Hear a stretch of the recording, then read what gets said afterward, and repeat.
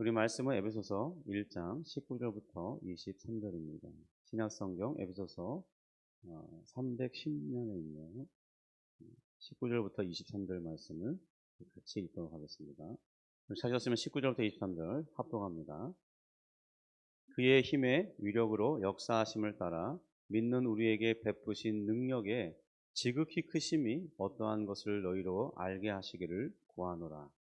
그의 능력이 그리스도 안에서 역사하사 죽은 자들 가운데서 다시 살리시고 하늘에서 자기의 오른편에 앉히사 모든 통치와 권세와 능력과 주권과 이 세상뿐 아니라 오는 세상에 일컫는 모든 이름 위에 뛰어나게 하시고 또 만물을 그의 발 아래 복종하게 하시고 그를 만물 위에 교회의 머리로 삼으셨느니라.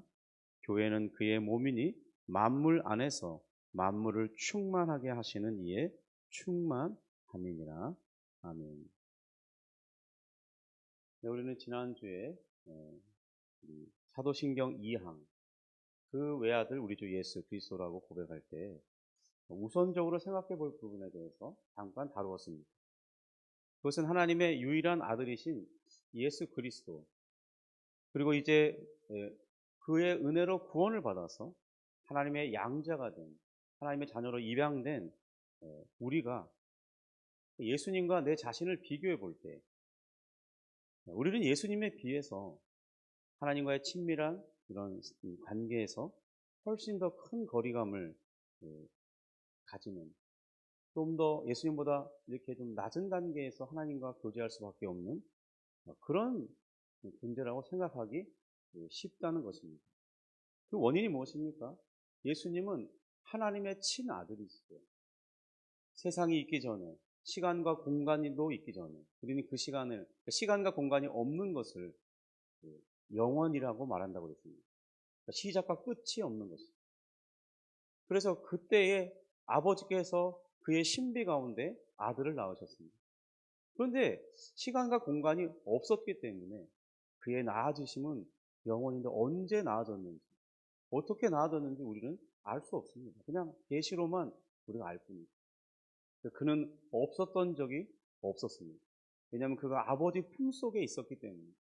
그런데 이제 구원의 역사를 통해서 드러날 때 그 아버지 품속에 있었던 그리스도께서 그가 친히 아버지 하나님의 아들로서 이 땅에 사람의 몸을 입고 오셨죠. 그러니까 이 땅에 보이는 그 예수님은 하나님의 아들이신 것입니다.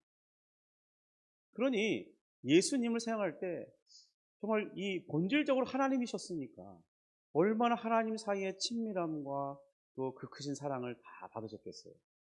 그런데 여러분, 우리는 어떻습니까? 우리는 입양된 자들이 본질적으로는 진노의 자녀였다가 마귀의 자식이었다가 은혜 받고 변화되어서 죄 용서함 받고 의롭다함을 입고 거룩함을 입어서 하나님의 자녀로 입양된 존재들입니다. 그러니까 우리가 생각할 때 하나님이 우리를 좀 더 멀리 하시지 않을까? 야, 어떻게 우리가 예수님과 같은 그런 친밀함을 누릴 수 있나? 그런 감정적으로 그런 걸 생각할 수밖에 없다는 거예요.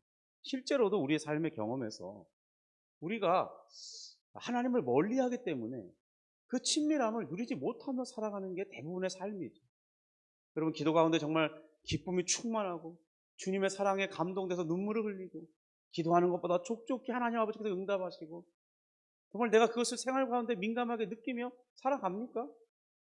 순간순간 하나님이 임재하시고 성령께서 충만하게 역사하신다는 사실을 우리가 깨달으면서 살아갑니까? 그래서 기쁨이 너무나 기뻐서 하나님이 나와 함께 하신다는 그 생각이 순간순간 찾아오니까 모든 것이 너무나 감동적이고, 엘리베이터를 타는 그 순간에도 감동이 되고 성령의 임재로 눈물이 나고, 야, 오늘 하루 이렇게 살아가는 것, 숨을 쉬는 것 너무나 감사합니다. 하나님 고맙습니다. 그런 상태로 살아가냐는 거예요. 우리는 그러지 못하죠. 그러니까 우리가 생각할 때 우리 감정이, 우리의 실존이 그걸 못 느끼기 때문에 마치 하나님께서도 우리를 그렇게 여기실 거라고 생각하기 쉽다는 거예요. 여러분의 성경은 아니라고 말씀한다는 거죠. 틀렸다. 너의 그 생각은 너의 생각일 뿐이라고 말한다는 거예요. 여러분, 예수님을 통해서 우리는 그 사실을 알 수 있습니다. 그러니까 예수님이 하나님의 아들로서 아버지께 받은 그 사랑만큼 우리는 그리스도 안에서 아버지께서 예수님을 사랑하시는 그 동일한 사랑을 우리에게도 허락하셨다는 것입니다. 어쩌면 더 큰 사랑을 주셨을지 몰라요. 왜냐하면 자신이 가장 사랑하는 그 사랑하는 아들을 우리를 위해 주셨으니까요. 그것이 사랑의 증거 아닙니까? 그러므로 우리는 우리의 삶의 경험에서 그것이 일어나지 않는다고 해서 하나님이 우리를 덜 사랑할 것이라고 생각하는 거예요. 그건 착각이라는 거예요. 여러분, 우리는 그만큼 아버지께 소중한 존재고 아버지께서 귀히 여기시는 존재입니다. 여러분들은 비록 아무것도 아닐지 모르지만 하나님께서 여러분들을 격상시켜서 그리스도와 같은, 그리스도와 동일한 사랑을 지금 그리스도와 함께 우리에게 주고 계시다는 사실을 우리가 결코 잊지 말아야 할 것입니다.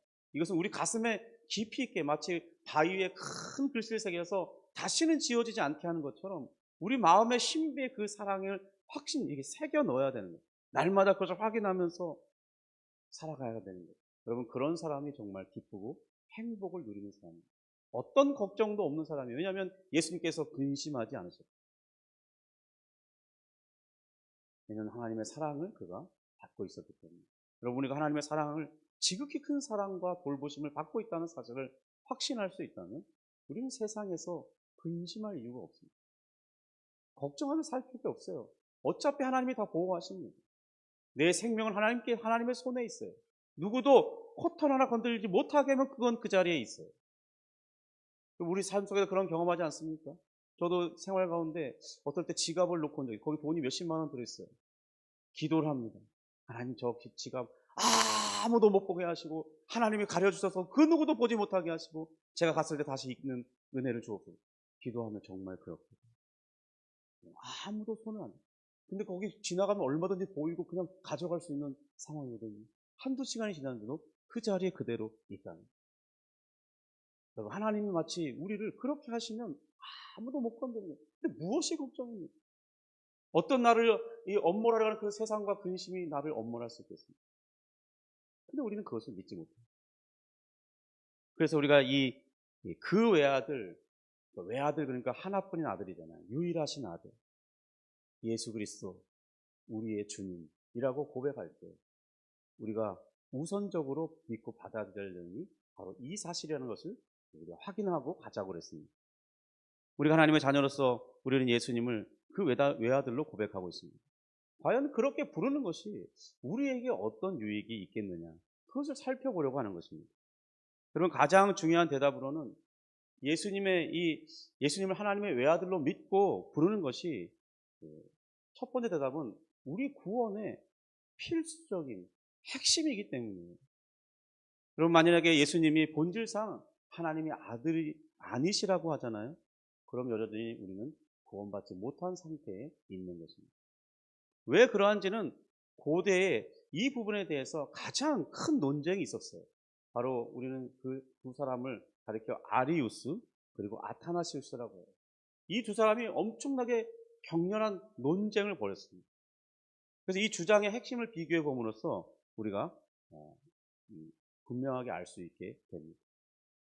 여러분, 우리가 지금껏 배웠던 예수님이 우리는 하나님의 외아들로서, 그가 독생자로서, 그가 시간이 없는 때에 아버지에 의해서 영원한 출생을 하셨고 그는 없었던 적이 없었던 분으로서 하나님과 본질적으로 동일하시다고 우리가 배워왔습니다. 우리가 볼 때는 우리와 동일한 사람으로 이 땅에 오신 분이 맞는데, 그런데 그분은 우리와 다른 점이 있는데 그가 근본 하나님이셨다는 거예요. 그는 피조물이 아니에요. 모든 세상이 있기 전에 첫 번째 피조된 피조물이 아니라는 것입니다. 우리는 그런 설명을 다른 표현으로 하면 그리스도의 신성이라고 말합니다. 하나님 되심, 그리스도께서 사람인데 그가 하나님 되심이라고 했기 때문에 신성이라고 말하는 거죠. 그런데 바로 이 역사적으로 이 그리스도의 신성, 곧 예수님께서 하나님 되심이 우리 구원의 필수적 사건이 된다는 것을 이전에는 사실 교회가 좀 깊이 인식하지 못했는데, 한 사건이 역사전에서 일어남으로써 이것이 매우 깊이 있게 교회에게 각인된 사건이 있었어요. 그 후로 예수님의 인성과 신성을 모두 중요하게 교리적으로 세우고 가르치고 배우면서 이 후대에게 물려주고 있는 것입니다. 예수님 안에는 바로 두 본성이 있어요. 한 인격 안에 두 본성이 있어요. 바로 사람 되심과 하나님 되심. 이것이 공존하고 있는데 혹시 이것에 대해서 우리가 잘못 표현하거나 다르게 말하거나 둘 중에 하나의 본성을 부정하게 되면 그것은 우리 구원의 기초를 흔드는 행위가 되기 때문에 모두 다 그렇게 될 땐 이단으로 정죄받게 됩니다. 그러므로 개별적으로도 우리가 이것에 대해서 분명히 알고 바르게 믿고 신앙 고백을 해야 할 필요성이 있어요. 여러분, 오늘 한국교회 안에는요, 수많은 성도들이 개인적으로 열심을 가지고 있어요. 그래서 어떤 현상이 있냐? 유튜브를 봐요. 유튜브의 기독교의 콘텐츠들을 보면서 특별히 본인들이 궁금한 내용들을 이렇게 접할 수 있습니다. 문제는 뭐냐? 상당수 유튜브의 이 영상들이 바른 것을 가르치지 않고 우리 정통적인 그 바른 신앙에서 용납할 수 없는 방식을 주장하고 가르치는데 그걸 듣다 보면 논리적이기 때문에 그 사상을 받아들이고 내가 이전에 몰랐던 정말 그것이구나 이렇게 착각한다는 거예요. 그래서 결국에 스스로 자기가 이단된 것을 인정하지 못해요. 그리고 심각한 상황입니다. 그러니까 한국교회 안에 개별적인 이단이 엄청 많아요. 공식적으로 드러나지 않아요. 그런데 물어보면 드러납니다. 예수님에 대해서 우리가 건전하게 확립된 교리에서 벗어나게 이해하고 있는 사람이 태반이에요. 여러분, 그러면 그 사람의 스스로 구원을 자기가 흔들고 있는 것입니다. 여러분, 결코 그래서는 안 돼요. 특별히 이제 다루게 될 이 아리우스의 주장과 비슷한 그런 생각을 가지고 있는 사람이 의외로 엄청 많습니다. 그러므로 오늘 내일 이어서 배울 텐데 이 아리우스의 주장, 잘못된 주장이 무엇인지 명확하게 이 패턴을 깨뜨리고 표현을 깨뜨리고 있어요. 그래서 내가 어떤 적이라도 그런 실수를 범해서는 안 된다는 거죠. 여러분, 현재 제가 가르쳐드리고 있는 이런 내용들은 제 스스로 연구해서 나온 결과물이 아니에요. 이것은 권위 있는 학위를 가진 이 교수님을 통해서 배운 자료라는 것을 말씀드립니다.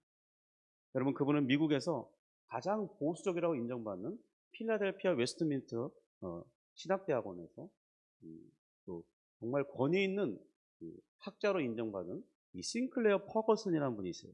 그분에게 학위 인정을 받는 과정을 받고 학위를 받으신 분입니다. 여러분, 그분에게 학위 인정받는 건 엄청나게 어려운 일입니다. 1년에 몇 명 있지 않아요.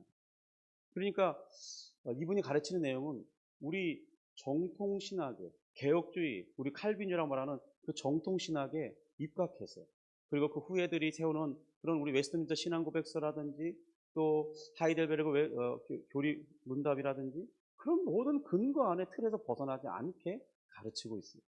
여러분, 그런 점에 있어서 우리가 저가 가르치는 내용이 스스로에 의해서 나온 것이 아니라는 것을 말씀드립니다. 저는 뭐 대단한 실력자는 아니에요. 단지 배워서 그냥 가르치고 있을 뿐입니다. 여러분도 들어보시면 알겠지만 저의 가르치는 이 내용이 매우 보수적 관점에서 그리고 정통신학적 관점에서 설명드리고 있다는 것을 들어보면 아실 것입니다. 그래서 저는 이 허접하고 쓸모없는 이야기를 잘 하지 않습니다. 많은 예화를 사용하지 않아요. 그래서 좀 약간 힘들 수 있어요.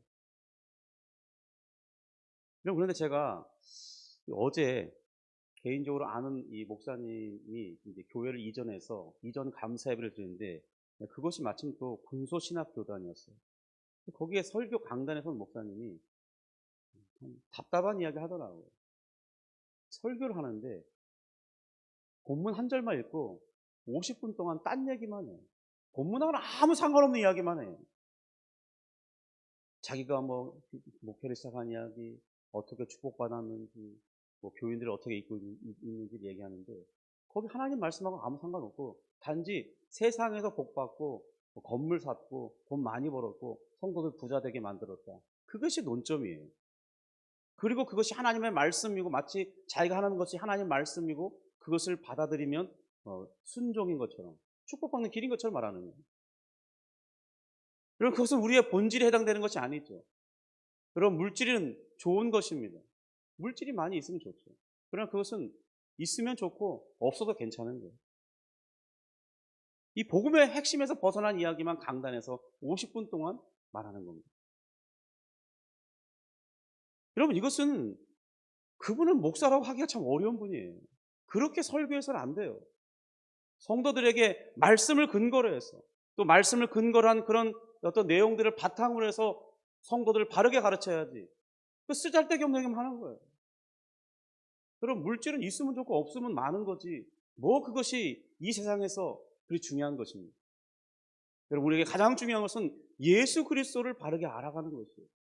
내가 그리스도의 복음 안에서 성령의 능력을 받고 어떻게든 나의 삶 속에서 만나는 사람들에게 예수님을 증거하고자, 내 삶에서 예수님을 보여주고자 하는 그 삶이 가장 중요한 삶의 목적이에요. 그것이 지상명령을 이루는 것이고 예수님의 명령에 순종하는 것이고 하나님의 나라를 이뤄가는 거예요. 이것이 우리 그리스도인에게 가장 중요한 거예요. 다른 모든 것들은 다 부차적인 것입니다. 여러분, 죽으면 하나도 못 가져갈 그 잠깐 있을 것에 복 받는 것으로 박수치고 아멘하고 있고, 그런 목사님 밑에 1년 동안 설교 듣고 10년 동안 설교 듣고 평생을 설교 듣는다고 생각해보세요. 얼마나 불행합니까? 반드시 말씀은 바른 성경의 가르침을 기초로 그렇게 가르쳐야 돼요. 여러분, 우리 한국교회는 그런 목사님이 의외로 많이 있습니다. 정말 그런 분들의 가르침 속에서 바른 신앙을 물려받으면 배우면서 살아가는 이것이 정말 기쁨과 행복이에요. 자, 내용 다시 이어갑니다. 예수님의 신성이 우리 구원에 있어서 필수적인 조건이 된다는 사실을 교회가 강력하게 인식하게 된 계기가 있었어요. 아까도 말씀드렸지만 318년경 이집트의 알렉산더에 있었던 이 어떤 사건 때문에 그 이전에는 없었던 예수 그리스도에 관한 새로운 주장이 제기됐어요. 그것이 그의 출신과 배경 속에서 이 기독교 교회 내에서 퍼져나가기 시작했습니다. 그 주장의 요지는 바로 이것이에요. 예수 그리스도의 신성과 선지하심에 대한 부정적인 주장이었다는 겁니다.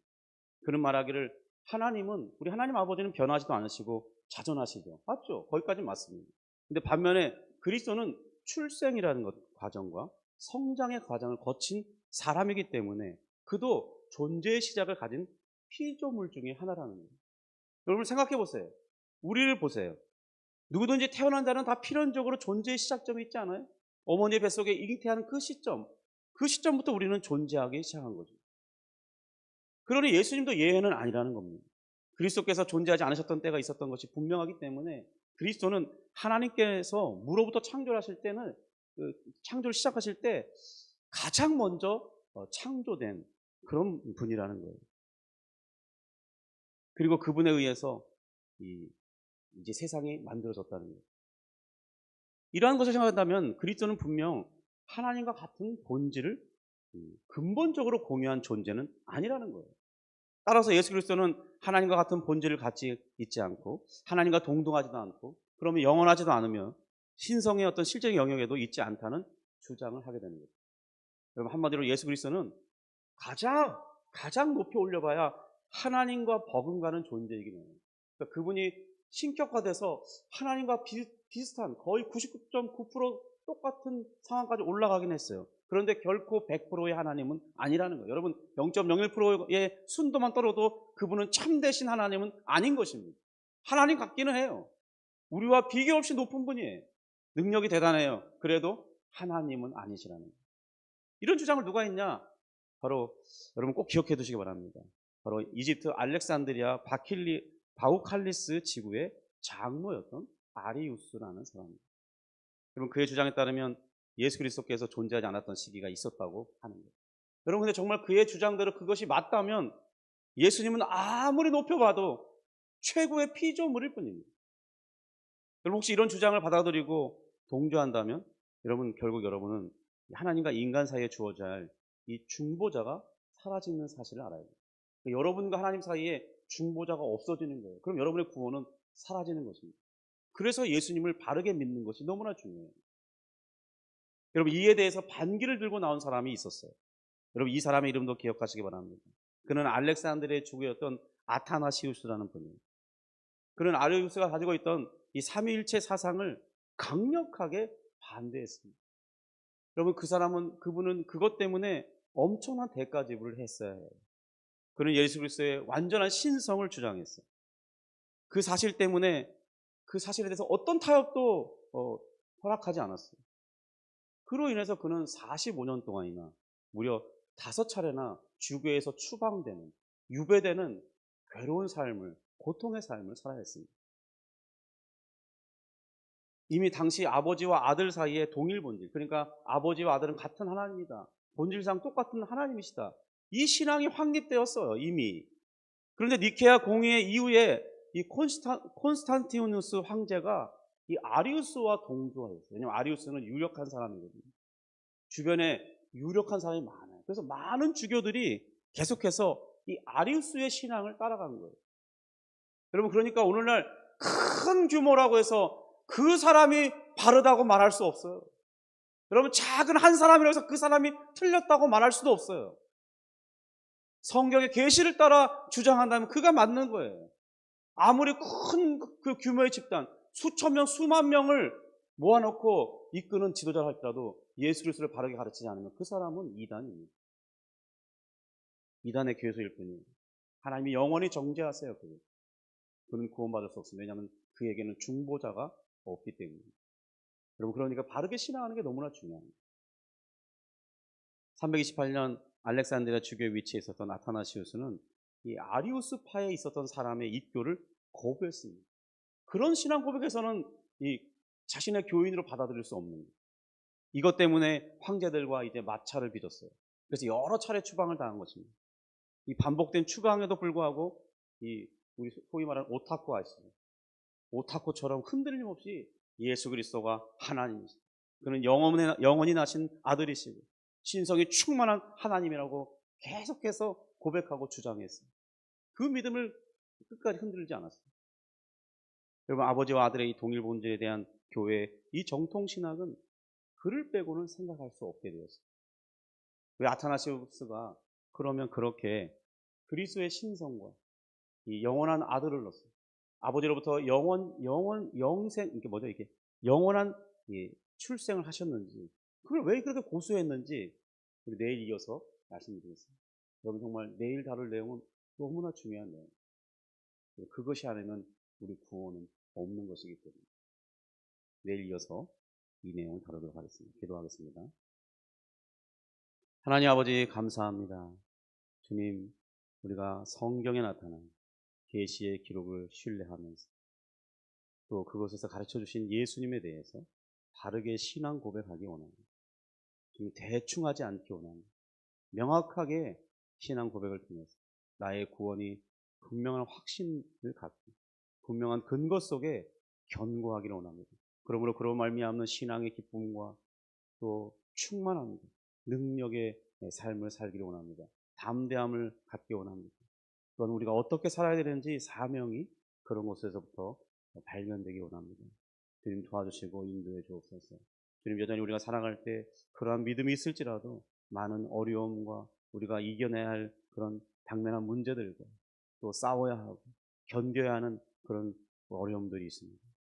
주님, 기도를 통해서 주님을 더 의지하는 중에 인도받게 하시고 믿음의 확고한 그런 하나님의 은혜 가운데 붙들림 받게 하시고 그 믿음을 따라 살아가는 삶을 살게 하여 주옵소서. 그리함으로 신앙의 성숙을 이루며 하나님을 따름으로 마침내 우리가 우리 인생을 마쳤을 때 결코 후회하지 않고 하나님께 칭찬받는 사람들이 되게 하여 주옵소서. 우리 아침에 기도할 때 주님, 은혜를 베풀어 주옵소서. 성령의 충만함을 부어 주옵소서. 하나님의 성령의 인도함 받는 기도를 하게 하옵소서. 이전에 생각하지 못했던 기도 제목들을 아뢰게 하시며 마음의 평강 가운데 그 기도가 응답될 것을 확신하는 귀한 시간 되게 하여 주옵소서. 예수님의 이름으로 기도합니다. 아멘.